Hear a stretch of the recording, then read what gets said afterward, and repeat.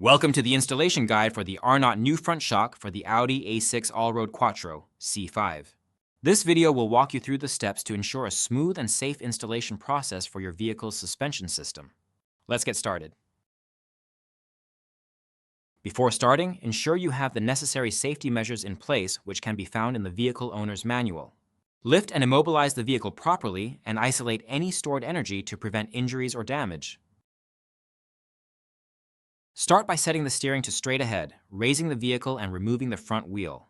Then remove the lower shock retention nut and bolt.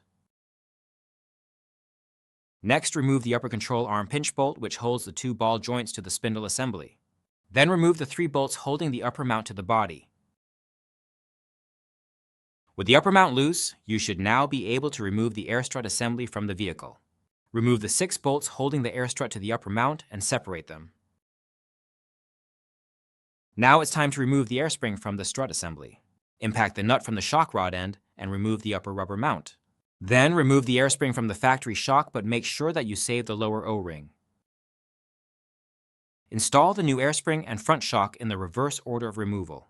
Tighten all nuts and bolts to the vehicle manufacturer's specifications to ensure a secure and proper fit. If you install a factory air spring onto the new Arnott shock, you will need to reuse the factory lower O-ring. This is not necessary when installing the Arnott air spring onto the new shock. Thank you for following our guide on replacing the front shock absorber with an Arnott part. Proper installation ensures the longevity and performance of your vehicle's suspension system.